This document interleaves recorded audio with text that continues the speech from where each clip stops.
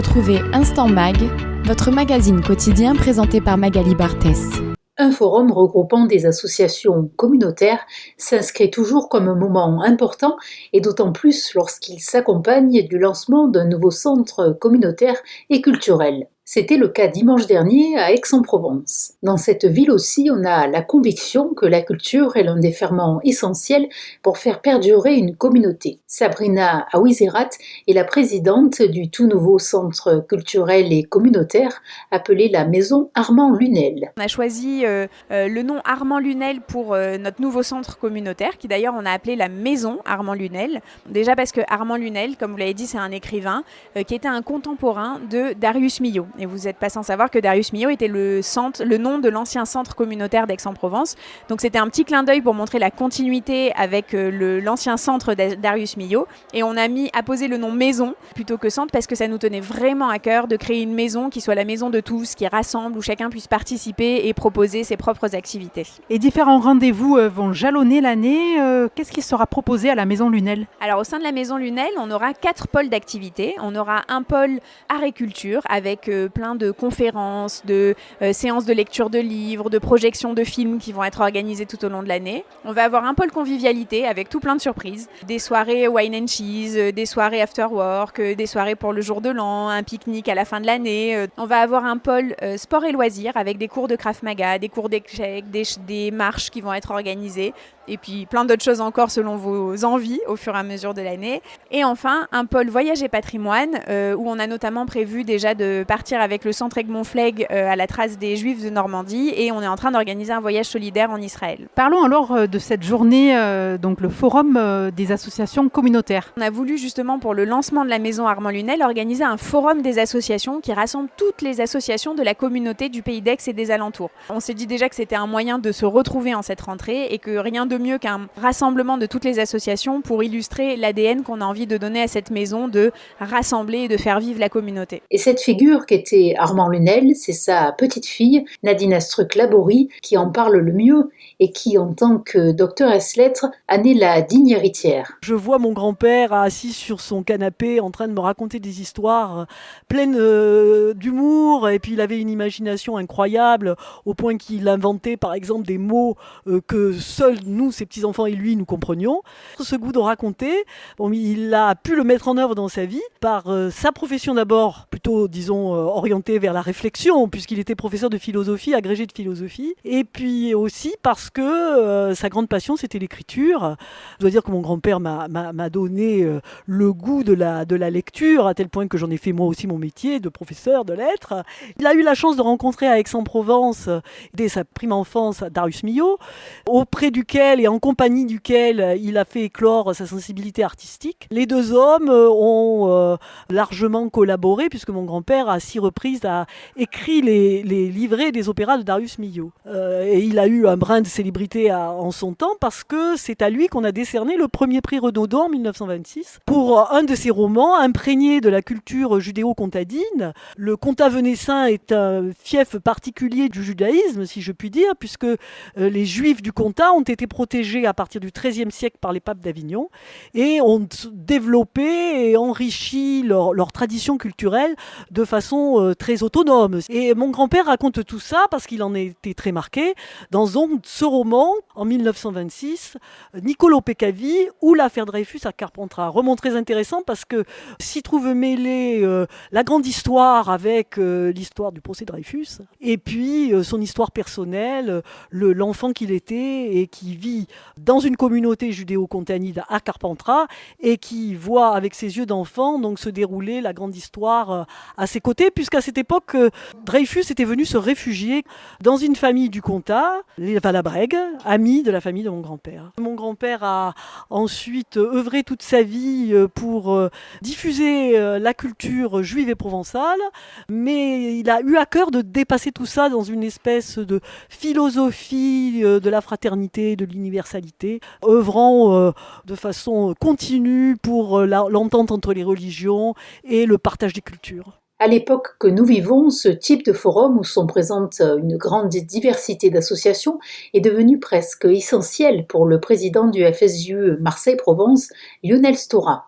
C'est essentiel, et puis ça dénote d'une dynamique communautaire, ça dénote d'une ouverture, d'une pluralité, donc oui, c'est effectivement essentiel. Et puis aujourd'hui, c'est aussi la naissance d'une nouvelle association, une association culturelle, donc l'UNEL, qui naît sur Aix, et donc c'est un relais supplémentaire pour le Fonds social juif unifié, mais aussi pour toute la communauté, pour diffuser la culture, pour organiser des rencontres, pour organiser des manifestations, pour infuser au niveau culturel dans tout le tissu aixois. Et ça aussi, c'est essentiel. De quoi favoriser les échanges. Voilà qui satisfait le président de la communauté juive d'Aix-en-Provence, Dan Amiak. Depuis le renouveau de notre centre culturel, le centre Armand Lunel, nous avons décidé, en collaboration avec eux, et ce sont eux les véritables organisateurs, d'organiser un forum des associations.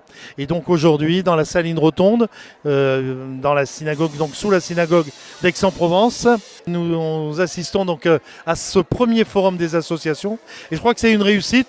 Il y a beaucoup de personnes qui sont venues pour rencontrer, que ce soit les EI, les collectifs du 7 octobre, les clubs du 3e âge, toutes les associations de la communauté, afin de pouvoir adhérer, voir tous les programmes de ces associations, voir toutes les activités qu'elles proposent. Et je crois qu'il y en a vraiment beaucoup d'activités. Il y a beaucoup de personnes qui sont même surprises de voir autant d'activités dans la communauté, parce que soit elles fréquentaient que l'école, soit elles ne fréquentaient que le Talmud Torah. Et donc là, c'est une découverte pour beaucoup d'entre elles. Et on est très heureux de voir tout ce monde ce matin à Aix-en-Provence. Parmi les institutions présentes lors de ce forum des associations communautaires, le Keren Hayesod. Stéphane Pontieux, président de la section Provence-Languedoc, rappelle ses missions. Le Keren Hayesod, passé la création de l'État d'Israël, s'est mué immédiatement en une institution exclusivement sociale. Notre rôle depuis 1948, et ce rôle il a été appuyé par une loi de la Knesset de 1956, c'est-à-dire qu'il y a 2 institutions en Israël qui sont habilitées à collecter des fonds pour Israël directement, c'est le KKL et le Keren Hayesod. Donc aujourd'hui, on a tout un volet social évidemment au quotidien pour les Israéliens sans aucune distinction d'origine, de religion, de quoi que ce soit. On est au bénéfice de tous les Israéliens au quotidien. On collecte 300 millions de dollars chaque année dans le monde.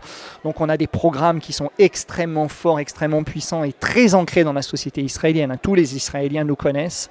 Ce sont des programmes uniquement sociaux. Et malheureusement, depuis le 7 octobre, nous nous occupons avec l'État d'Israël du relogement et de la prise en charge de toutes les familles traumatisées, déplacées, déracinées. On parle actuellement des 60 000 personnes qui ne peuvent pas habiter dans les 15 km au sud de la frontière libanaise, mais on a tendance à oublier les 90 000 personnes qui ont été évacuées de toute la bordure de la bande de Gaza. Eh bien, ces 150 000 personnes, le Keren Hayesod s'en occupe au quotidien par l'allocation d'un fonds pour chacune des familles, et ensuite nous les aidons au niveau post-traumatique, au niveau de tout ce qui est première nécessité, au niveau de leur permettre de se réimplanter dans une nouvelle ville, de scolariser les enfants, de trouver du travail aux parents.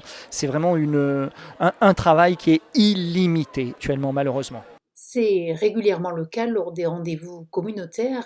Les esprits étaient naturellement tournés vers les otages du Hamas à Gaza. Écoutez Jérôme Sens du collectif du 7 octobre. On est quelques fondateurs et un grand groupe de personnes qui collent des affiches, qui font des actions depuis le 7 octobre pour visibiliser les otages du Hamas. On fait ça en ville à Aix-en-Provence. On s'est déplacé aussi à Marseille de temps en temps et on colle des affiches dans les espaces d'affichage libre de la ville avec les visages des otages pour qu'ils soient montrés au grand public. Effectivement, le bandeau montre toutes les actions auxquelles vous avez participé. C'est quand même assez impressionnant. 200 jours de désinformation, marche pour les otages, manifestation contre l'antisémitisme. Il y a énormément d'actions. Oui, en fait, chaque action, on se dit c'est la dernière. Malheureusement, il y a toujours des otages. Donc on y pense. On a fêté entre guillemets avec tristesse les 100 jours, les 200 jours. On a même été avec mon camarade à changer le chiffre sur la bannière qu'on avait pour les manifestations de 100 jours, 120 jours. Donc oui, on a des actions. C'est impressionnant maintenant quand on les regarde, on les voit sur cette affiche, mais en fait, malheureusement, il faut encore en faire. Et là, on va être sur 1 an maintenant de prise d'otages. Voilà, il n'y a toujours pas d'otages annoncés sur les JT, il n'y a toujours pas ces otages rappelés comme une évidence en fait avant cessez-le-feu ou autre, donc on continue. Voilà, un petit peu comme il y a des journalistes français qui étaient pris en otage, il y avait tout le temps ce bandeau et là ça n'y est pas malheureusement. Et quand on pense à Israël, on pense forcément au Magen David Adom, représenté par Luc Benatar, délégué de la section Marseille-Provence. On est en contact surtout avec la population médicale puisque depuis 2012, on a formé une unité internationale du Magen David Adom qui est formée par donc les secouristes israéliens dans les urgences préhospitalières en Israël. Et donc une fois par an, on fait cette formation et une fois par an, nos correspondants israéliens viennent en France pour faire une formation également. Et donc on est en contact directement avec les secouristes et les professionnels de la médecine en Israël. Ça se passera aux alentours du 20 mars prochain en Israël. Donc pour ceux qui sont intéressés, n'hésitez pas. Mais pour Marseille surtout. Les formations, de toute façon, elles sont effectuées régulièrement avec tous les centres régionaux, c'est-à-dire le centre d'Aix en particulier, puisqu'on est à Aix aujourd'hui, mais à Marseille, le centre Flegg et tous les autres centres, les synagogues, les écoles également. Donc on fait des formations pour tous ces gens qui pourraient être amenés à réagir en temps réel à un problème localement. Et ça, c'est important, de connaître les gestes qui sauvent. Parmi les associations figurait aussi le Bnei Brit. Olivia Melki-Zweibaum en fait partie depuis une vingtaine d'années. C'est un plaisir d'être venu aujourd'hui avec toutes les associations d'Aix-en-Provence parce qu'on est présent. Alors on ne fait jamais de publicité pour le Bnei Brit, mais on aime beaucoup. C'est une grande famille. J'ai revu des gens qui étaient toujours intéressés à venir au Bnei Brit. C'est l'occasion d'en reparler et de pouvoir étoffer notre grande famille. Alors au Bnei Brit, on a des activités très basées sur la culture, sur l'information, sur le partage et autour d'un bénévolat toujours autour d'Israël et de la bienveillance, de la fraternité, de l'harmonie.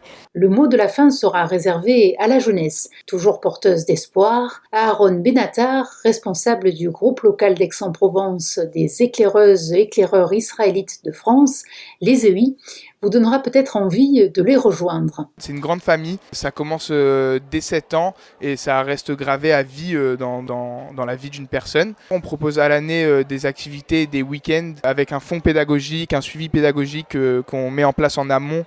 Tout ça se termine sur un camp d'été. Pour les 7-11 ans, du coup, la branche cadette, c'est un camp de 2 semaines et demie. Pour les 11-16 ans, c'est des camps de 3 semaines avec un fonctionnement scout basé sur le scoutisme, le judaïsme, le sionisme et la citoyenneté, avec pareil un suivi pédagogique et une immersion dans la nature, en dormant dans des tentes, en faisant sa nourriture nous-mêmes. Cette matinée témoigne de la vitalité de la vie communautaire aixoise. Et comme le dit le président de la communauté juive d'Aix-en-Provence, vous n'avez pas d'excuses pour enrichir cette vie communautaire. Vous pouvez aussi faire du sport, jouer aux échecs et si vous voulez prier, il y a la synagogue. Alors une seule adresse à retenir, c'est celle de la Maison Lunel.